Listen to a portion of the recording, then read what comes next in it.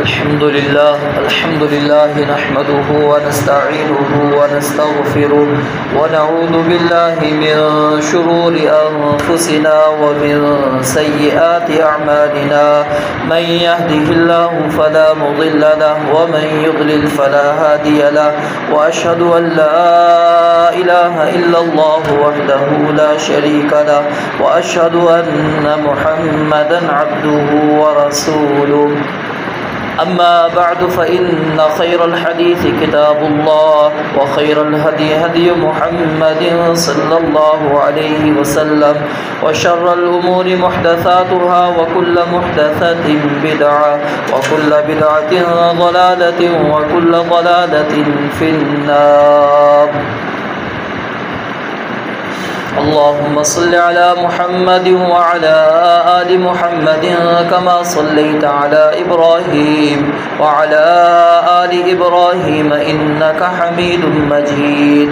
اللهم بارك على محمد وعلى آل محمد كما باركت على إبراهيم وعلى آل إبراهيم إنك حميد مجيد.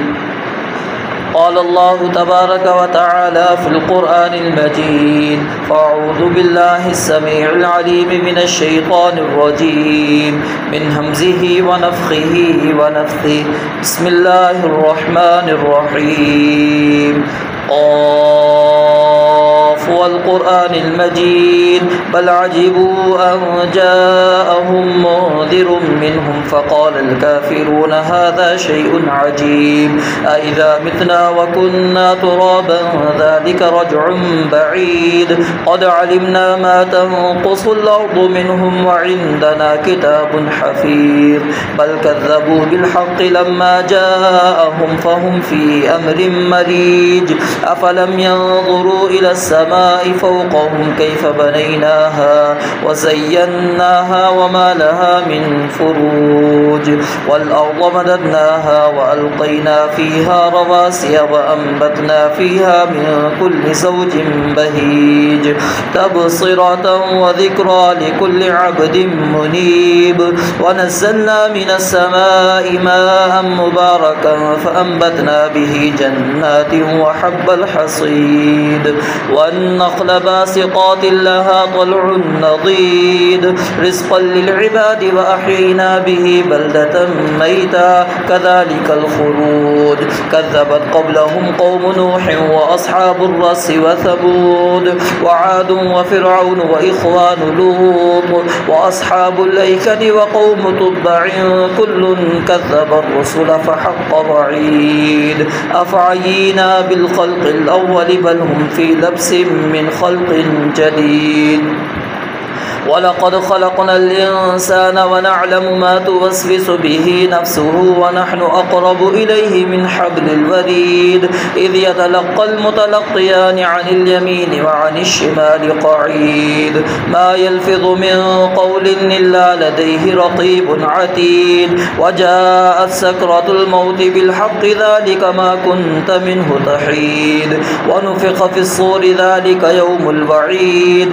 وجاءت كل نفس معها سائق وشهيد لقد كنت في غفلة من هذا فكشفنا عنك غطاءك فبصرك اليوم حديد وقال قرينه هذا ما لدي عتيد ألقيا في جهنم كل كفار عنيد مناع للخير معتد مريب الذي جعل مع الله إلها آخر فألقياه في العذاب الشديد قال قرينه ربنا ما أطغيته ولكن كان في ضلال بعيد قال لا تختصموا لدي وقد قدمت إليكم بالوعيد ما يبدل القول لدي وما أنا بظلام للعبيد يوم نقول لجهنم هل امتلأت وتقول هل من مزيد وأزلفت الجنة للمتقين غير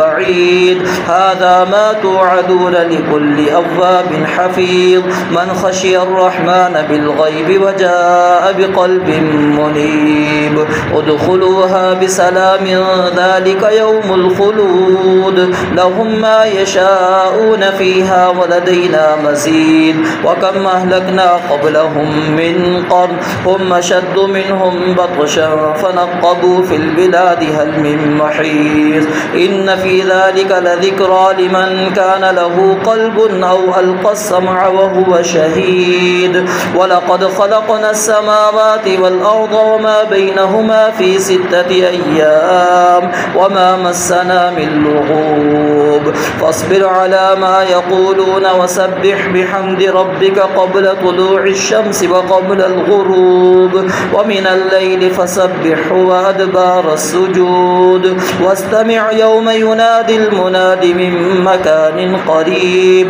يوم يسمعون الصيحة بالحق ذلك يوم الخروج إنا نحن نحيي ونميت وإلينا المصير يوم تشقق الأرض عنهم سراعا ذلك حشر علينا يسير نحن أعلم بما يقولون وما أنت عليهم بجبار فذكر بالقرآن من يخاف وعيد رب اشرح لي صدري ويسر لي أمري واحلل عقدة من لساني يفقهوا قولي رب زدني علما رب زدني علما رب زدني علما سبحانك لا علم لنا إلا ما علمتنا إنك أنت العليم الحكيم سیدنا ابراہیم خلیل اللہ علیہ السلام کی سیرت کا ایک اہم ترین پہلو جو ہمارے لیے مشعل راہ ہے اور وہ پہلو ہے کہ آپ کی سیرت بحیثیت والد بحیثیت باپ کیا کیا کام انہوں نے سر انجام دیے کیونکہ آج والدین کے لیے یہ بڑا ہی مشکل ترین مرحلہ ہے کہ اپنی اولاد کی تربیت کریں ان کو نیک اور صالح بنائیں اللہ سے ڈرنے والے خوف الہی خشیت الہی ان کے دلوں کے اندر ہو معصیت نافرمانی گناہوں سے بچنے والے ہوں والدین کے مطیع فرما بردار ہوں نافرمان نہ بنیں تو اکثر والدین اس حوالے سے پریشان رہتے ہیں اور ان کو کوئی صحیح راستہ نظر نہیں آتا کہ کس انداز میں کس طرح ہم اپنی اولاد کی تربیت کر سکتے ہیں تو سیدنا ابراہیم علیہ السلام کی سیرت میں سے ہمیں یہ 3 پہلو ملتے ہیں بحیثیت والد کہ انہوں نے اپنی اولاد کو کن چیزوں سے بچانے کی کوشش کی اور اس کے لیے کیا تگ و دو اور کوشش انہوں نے کی اور پھر دنیاوی مفادات دنیاوی مصالح کو مد نظر نہیں رکھا بلکہ دینی جو مفادات تھے دینی جو مصالحات تھیں ان کو مقدم کیا اور سب سے پہلی چیز جو عموماً ہمارے اندر غلطی کے طور پر پائی جاتی ہے کہ ہم اللہ تعالیٰ سے اولاد طلب کرتے ہیں اولاد مانگتے ہیں لیکن دعا کرتے وقت ہم اس چیز کا خیال نہیں کرتے کہ اللہ تعالیٰ سے ہم اولاد کون سی طلب کر رہے ہیں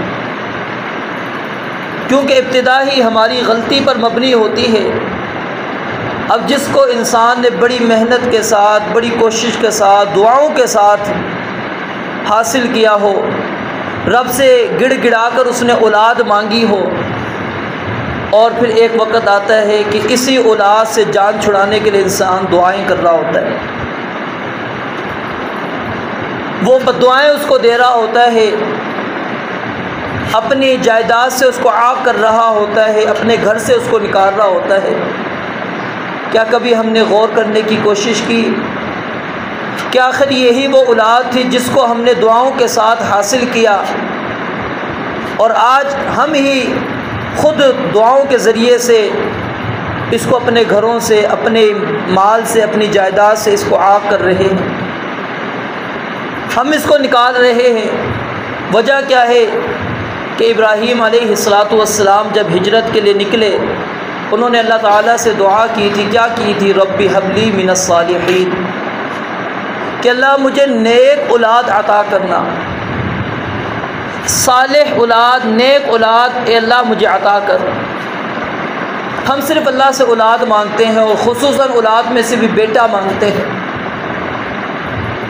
یہ بھول جاتے ہیں کہ اولاد اللہ رب العالمین کی طرف سے بڑی آزمائش ہے۔ انما اموالکم واولادکم فتنہ، یہ مال، یہ اولاد اللہ رب العالمین نے آزمائش کے طور پر ہمیں دیے ہیں، اور یہ ہمیں آزمائش کے اندر مبتلا کر سکتے ہیں۔ تو اس لیے انسان کو سب سے پہلے جب بھی اللہ رب العالمین سے اولاد کی دعا کرنی ہو تو رب العالمین سے صرف اولاد نہ مانگے، بلکہ اللہ رب العالمین سے نیک اولاد کا سوال کریں۔ ربنا هب لنا من ازواجنا وذرياتنا قرة اعین واجعلنا للمتقین اماما، کہ اللہ ہمیں ہماری اولاد میں سے، ہماری بیویوں میں سے ہمیں آنکھوں کی ٹھنڈک دے۔ یہ دعا ہے اہل ایمان کی۔ سیدنا زکریا علیہ السلام نے بھی اللہ رب العالمین سے صرف اولاد نہیں مانگی تھی، کیا کہا تھا؟ رب ہب لی من لدنک ذریۃ طیبہ، کہ پاکیزہ اولاد اللہ مجھے چاہیے، مجھے صرف اولاد نہیں چاہیے۔ تو ہم سے سب سے پہلے بڑی غلطی یہ ہو جاتی ہے کہ ہم اللہ رب العالمین سے صرف اولاد کا سوال کر لیتے ہیں، اللہ رب العالمین سے نیک اولاد کا سوال نہیں کرتے۔ تو سیدنا ابراہیم خلیل اللہ علیہ السلام نے اللہ رب العالمین سے اولاد مانگی، لیکن اولاد بھی کون سی طلب کی؟ جو نیک ہو، صالح ہو۔ اور پھر اس کے بعد یہ نہیں ہے کہ اللہ تعالیٰ نے اولاد دے دی، اب اللہ رب العالمین کے ساتھ ہم نے شرک کرنا شروع کر دیا، اللہ رب العالمین کی اس نعمت پر ناشکری کرنا شروع کر دی۔ فلما آتاہما صالحا جعلا لہ شرکاء فیما آتاہما، اللہ رب العالمین فرماتے ہیں جب ہم اس کو درست اور صحیح سالم اولاد دے دیتے ہیں، کوئی بچے میں عیب نہیں ہے، خوبصورت ہے، اعضاء اس کے مکمل ہیں، جب اللہ رب العالمین اس کو اولاد دے دیتے ہیں کیا کرتے ہیں؟ اللہ فرماتے ہیں جعلا لہ شرکاء فیما آتاہما، اللہ نے جو ان میاں بیوی کو اولاد دی ہوتی ہے اس اولاد کے اندر اللہ رب العالمین کا شریک بنانا شروع کر دیتے ہیں۔ اب وہ شریک کیا ہے کہ اب اولاد کے ملنے پر نعمت اللہ رب العالمین نے دی، اولاد اللہ رب العالمین نے دی۔ اب رب العالمین نے ہماری یہ ذمہ داری لگائی تھی کہ اس بچے کا نام اچھا نام رکھنا ہے، ہم اٹھا کے اللہ رب العالمین کے پسندیدہ ناموں کے علاوہ کسی اور کے نام پر نام رکھ دیتے ہیں، ہم غیر اللہ کے نام پر بچے کا نام رکھ دیتے ہیں۔ اللہ رب العالمین نے 7ویں دن بچے کی طرف سے، بچہ تھا، لڑکا تھا، 2 جان طلب کی تھی، بچی تھی 1 جان طلب کی تھی، ہم وہ اللہ کے نام پہ تو نہیں دیتے، غیر اللہ کے نام پر جا کے نذرانے چڑھا دیتے۔ ہم کہتے منتیں مانگی تھی میں نے، نذر و نیاز کی تھی میں نے، جا جا کر دعائیں کی تھی، اللہ نے مجھے اولاد اب دے دی ہے تو میں جا کے وہیں پر نذرانے چڑھاؤں گی۔ اللہ کہتے ہیں جعلا لہ شرکاء فیما آتاہما، ہم نے دیا ہوتا ہے لیکن وہ اس کے اندر شریک بنانا شروع کر دیتے ہیں، یعنی اللہ رب العالمین کی دی ہوئی نعمت کو ہم اپنے ہاتھوں سے ضائع کرنا شروع کر دیتے ہیں، ناشکری کی طرف چلے جاتے ہیں۔ نبی علیہ السلام نے فرمایا ما من مولود یولد، کوئی بھی بچہ ایسا نہیں ہے لیکن اللہ رب العالمین اس کی پیدائش فطرت کے اوپر، دین کے اوپر، اسلام کے اوپر کرتے ہیں۔ فَأَبَوَاهُ يُحَوِّدَانِهِ أَوْ يُنَصِّرَانِهِ أَوْ يُمَجِّسَانِهِ۔ آج میں نے غور کرنا ہے بحیثیت باپ، میرا قصور زیادہ نکلے گا اولاد کی بنسبت، کیونکہ حدیث بھی یہی چیز بیان کرتی ہے کہ اس کے والدین اس کو یہودی بنا رہے ہیں، اس کے والدین اس کو مجوسی بنا رہے ہیں، اس کے والدین اس کو نصرانی بنا رہے ہیں، اس کے والدین اس کو مشرک کافر بنا رہے ہیں۔ اللہ رب العالمین نے تو بچے کو دین پر پیدا کیا تھا، فطرت پر پیدا کیا تھا، اسلام کے اوپر اللہ رب العالمین نے اس کی پیدائش کی تھی، لیکن میں نے اس کو غلط سوسائٹی دی، غلط ماحول دیا، غلط معاشرہ میں نے اس کو دے دیا۔ میری غلطی ہے، اور ہم ساری غلطی بے حیثیت والد بچے کے اوپر ڈالتے تھے۔ 90% ہماری غلطی ہوتی ہے، 10% کہتے ہیں بچے کی غلطی ہے بگڑنے کے اندر۔ اگر وہ نافرمان ہوئی ہے، وہ معاصی اور گناہوں کی ارتکاب کرنے والی ہے، رب کے ساتھ نافرمانی کرتی ہے، والدین کے ساتھ نافرمانی کرتی ہے، والدین کی اطاعت نہیں کرتی، اس کے اندر حقیقت کے اندر 90% میری غلطی ہے، 10% میرے بچے کی غلطی ہے۔ ابراہیم علیہ السلام کو اللہ تعالیٰ نے اولاد دی، اولاد صالح مانگی، اور صالح مانگنے کے بعد پھر اللہ رب العالمین نے جو اولاد دی، دنیاوی مصالحت کو، دنیاوی مفادات کو انہوں نے مقدم نہیں رکھا، بلکہ دینی مصلحت کو، دینی مفادات کو مقدم رکھا۔ آج میری کوشش ہوتی ہے کہ میں ایسی سوسائٹی کے اندر گھر بناؤں جہاں پر میرے بچے کو ہر قسم کی سہولیات میسر ہوں، اسکول قریب ہو، کالج قریب ہو، یونیورسٹی بچے کے قریب رہے، بچے کے پاس آسانی اور آرائش والے ماحول اس کو میسر ہوں، مسجد سے کوسوں دور ہو جائے کوئی مسئلہ نہیں، جہاں پر جائے بچہ میرا سہولیات والی ہو، اس کو کسی قسم کی پریشانی نہ ہو، بجلی کی بھی سہولت موجود ہو، وہاں اچھے پارک موجود ہوں، ہر چیزیں موجود۔ ہم نہیں انتخاب کرتے تو صرف کس چیز کو چھوڑ دیتے ہیں؟ دین کو پیچھے چھوڑ دیتے ہیں۔ سیدنا ابراہیم علیہ السلام کو اللہ تعالیٰ نے اولاد دی، اللہ نے اولاد دی، اللہ کا شکر ادا کیا، الحمدللہ الذی وہب لی علی الکبر اسماعیل و اسحاق، اللہ تیرا شکر ہے بڑھاپے میں تو نے مجھے اولاد دی ہے۔ اللہ رب العالمین نے حکم دیا اس بچے کو اٹھاؤ، دودھ پیتا بچہ ہے، صحیح بخاری کی روایت اٹھا کر پڑھی ہے، بچہ دودھ پیتا ہے، چھوٹا سا بچہ ہے۔ ابراہیم علیہ السلام ان کی والدہ کو لیتے ہیں، اسماعیل علیہ السلام کو لیتے ہیں، اور بیابان وادی کے اندر چھوڑ کر آ جاتے ہیں، جہاں پر کوئی بھی بسنے والا نہیں، کوئی سہولت نہیں ہے، اگر ہے تو صرف اور صرف وہاں پر بیت اللہ بنے گا، بیت اللہ موجود ہے، اللہ کا گھر موجود ہے، اور کچھ سہولت وہاں پر موجود نہیں ہے، کھانے کی سہولیات نہیں ہے، پینے کی سہولیات نہیں ہے، کچھ بھی نہیں ہے، کوئی وہاں پر آبادی نہیں ہے، لوگ نہیں بستے، بیابان وادی ہے، صرف ایک اکیلی عورت ہے اور اس کے ساتھ شیر خوار چھوٹا سا بچہ ہے، نہ وہ اس عورت کا دفاع کر سکتا ہے۔ اب وہ عورت کیسے اپنے آپ کو بھی بچائے گی، اپنے بچے کو بھی بچائے گی؟ غور کریں۔ لیکن ابراہیم علیہ السلام نے وہاں پر چھوڑا اور کیا کہا؟ ربنا انی اسکنت من ذریتی بواد غیر ذی زرع عند بیتک المحرم ربنا لیقیموا الصلاۃ، کہ اللہ میں اس وادی کے اندر چھوڑ کے جا رہا ہوں۔ یہاں پر چھوڑنے کی وجہ صرف اور صرف کیا ہے؟ آپ کہیں گے اللہ کا حکم تھا، رب کا حکم تو مجھے بھی ہے، رب کا حکم تو مجھے بھی ہے۔ ابراہیم علیہ السلام کو آپ کہیں رب کا حکم تھا، رب کے حکم پر آج اللہ نے بھی تو مجھے یہ حکم دیا ہوا ہے نا کہ میں بچے کے لیے نیک اور صالح ماحول، اچھا ماحول اس کو میسر کروں، یہ میری ذمہ داری ہے، کیا میں بھی اس چیز کو ادا کرتا ہوں؟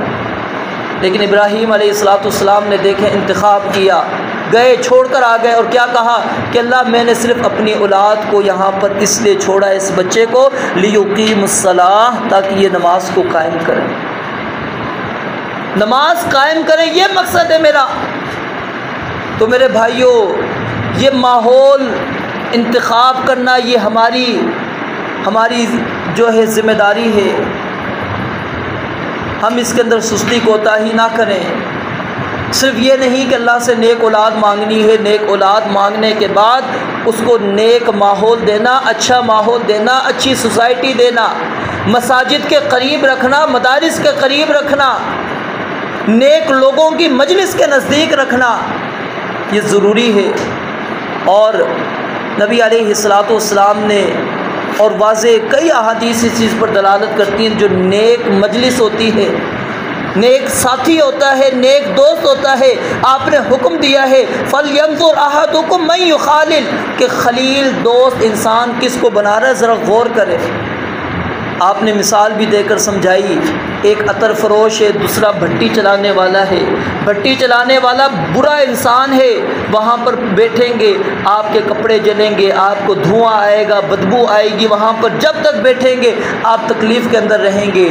عطر فروش کے پاس جائیں گے، جب تک اس مجلس کے اندر موجود ہیں آپ کو خوشبو میسر آتی رہے گی، یا تو وہ خوشبو آپ کو دے دے گا، آپ کے کپڑوں پر لگا دے گا، آپ کے ہاتھ پہ لگا دے گا، نہیں لگاتا۔ جب تک آپ اس ماحول کے اندر بیٹھے ہیں وہاں پر آپ اپنے آپ کو خوش محسوس کرتے ہیں، اور وہاں پر آپ اپنے آپ کو تکلیف کے اندر محسوس نہیں کرتے۔ تو یہ اس لیے ہمیں دنیاوی مفادات کو پس پش ڈالنا چاہیے، جو دینی مفادات ہے اس کو ترجیح دینی چاہیے۔ اور پھر صرف یہ نہیں کہ آپ نے دینی مفادات کو مقدم کر دیا، آپ کی ذمہ داری ادا ہو گئی کہ رب سے میں نے مانگا، ماحول بھی میں نے بچے کو دے دیا۔ آج ہم دیکھتے ہیں بہت سے والدین کوشش بھی کرتے ہیں اپنی اولاد کو مسجدوں کے ساتھ جوڑتے ہیں، مساجد کے ساتھ جوڑتے ہیں، لیکن نتیجہ پھر بھی اس طرح نہیں نکلتا جس طرح نکلنا چاہیے۔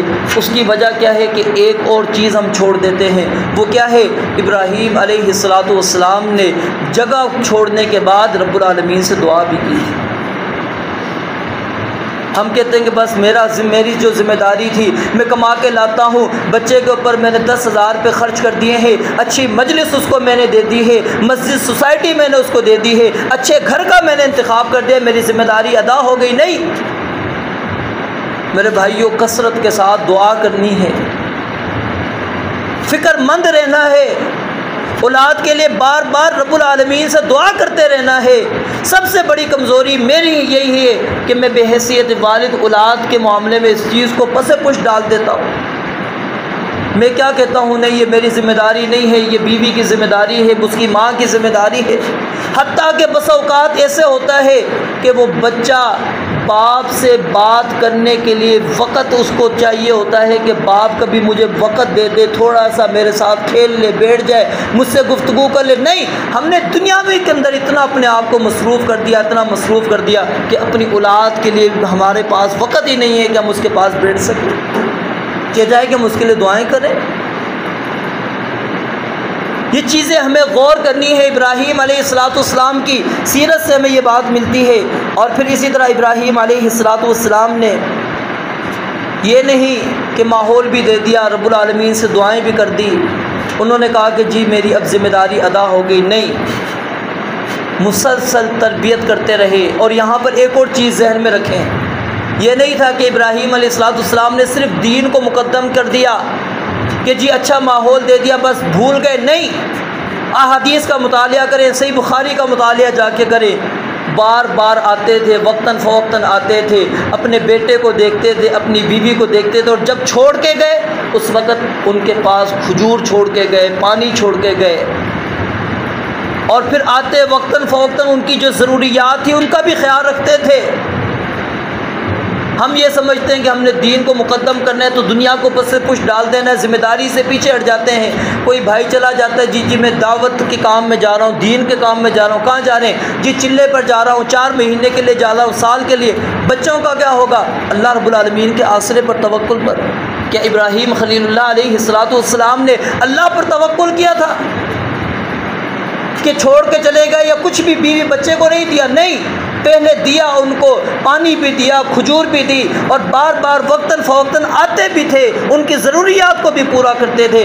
آج میں دین کے نام پر نکلتا ہوں 4 مہینے، 6 مہینے، سال کے لیے، 2 سال کے لیے، اور مجھے اپنی اولاد کی، اپنی بیوی کو کوئی فکر نہیں ہوتی کہ وہ کہاں سے کھائیں گے۔ نہیں، یہ مفاد نہیں ہے، یاد رکھیں۔ دین کو مقدم کرنے کا یہ معنی ہے کہ آپ دینی ترجیحات کو مقدم رکھیں گے، لیکن جو اللہ نے آپ کی ذمہ داریاں رکھی ہیں ان ذمہ داریوں کو بھی ادا کرنا ہے۔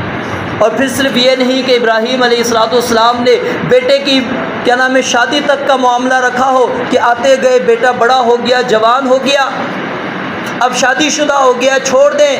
ہم پس پشت ڈال دیتے ہیں، ہم چھوڑ دیتے ہیں۔ ہم تو شادی سے پہلے ہی ابھی بچہ 10-12 سال کا ہوتا ہے، والدین کو کہا جاتا ہے کہ جی بچے کو سمجھائیں۔ ہمارا جواب کیا ہوتا ہے؟ مجھ سمیت ہمارا جواب یہ ہوتا ہے بچہ بڑا ہو گیا ہے، بچہ بات نہیں سنتا، بچہ کہنا نہیں مانتا، اب یہ عمر تو نہیں ہے کہ میں اس کو ماروں پیٹوں ڈانٹ ڈپٹ کروں، میں اس کو آزاد چھوڑ دیتا ہوں۔ میرے بھائیوں، یہی تربیت کے ایام ہوتے ہیں۔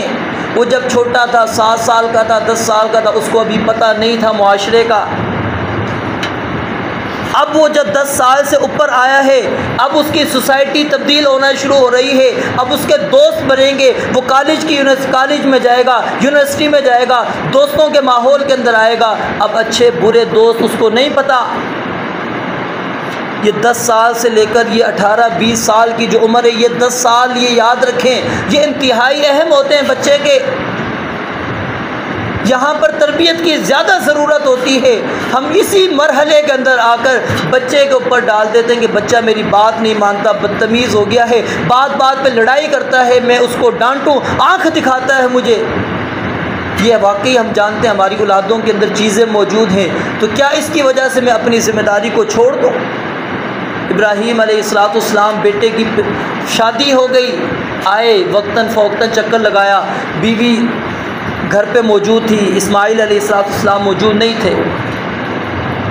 پوچھا، سوال کیا، وہ نہیں جانتی تھی کہ یہ ابراہیم علیہ السلام ہے، اسماعیل علیہ السلام کے والد ہیں۔ کہا بتاؤ کیا حال و احوال ہے؟ کہا بڑی مشقت اور تکلیف کی زندگی گزار رہے ہیں۔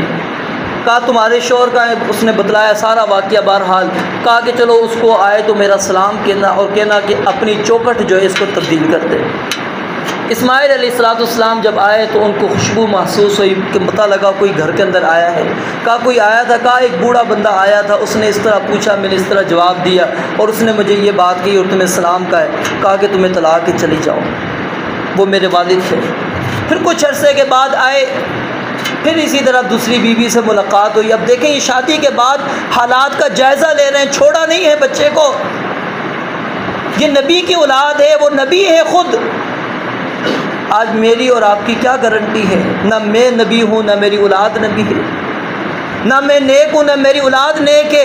ہمارے اندر ہم کہتے ہیں ہم بچے کے اوپر اعتماد کرتے ہیں، ہمارا بچے پر بھروسہ ہے۔ کہ ابراہیم علیہ السلام کا اعتماد بھروسہ نہیں تھا۔ آئے، سوال کیا، دوسری بیوی سے پوچھا، اس نے کہا بڑی اچھی زندگی گزار رہی ہوں، شکر والی زندگی گزار رہی ہوں، نعمتیں اللہ تعالیٰ نے بڑی دی ہیں، بڑا شکر ادا کیا۔ کہا کہ جب وہ آئے تو میرا سلام کہنا، اور کہنا کہ اس چوکھٹ کو سنبھال کے رکھے۔ آئے، سوال کیا، پوچھا کوئی آیا تھا؟ کہا آئے تھے آپ، ایک شخص آیا تھا، بوڑھا تھا، اس نے اس طرح کے سوال کیے۔ کہا وہ میرے والد تھے، ابراہیم تھے، اور وہ جس چوکھٹ کے بارے میں بات کر کے گئے وہ تم ہو کہ تمہیں سنبھال کے رکھو، تم اللہ کی نیک بندی ہو۔ تو میرے بھائیوں، ابراہیم علیہ السلام کی سیرت میں سے ہمیں یہ نمونے ملتے ہیں کہ اپنی اولاد کی ہم تربیت کریں، اللہ رب العالمین سے دعا کریں نیک اور صالح، پھر اس کے بعد اس کو نیک اور صالح مجالس اس کو دیں، ماحول اس کو دیں، اور پھر اللہ رب العالمین سے مسلسل دعائیں کرتے رہیں۔ اور بھی چند انشاءاللہ باتیں ہیں، یہ انشاءاللہ اگلے جمعے آپ کے سامنے ایک دو گزار کروں گا۔ رب العالمین سے دعا ہے اللہ تعالیٰ سمجھنے عمل کرنے کی توفیق عطا فرمائے۔ وآخر دعوانا الحمدللہ رب العالمین۔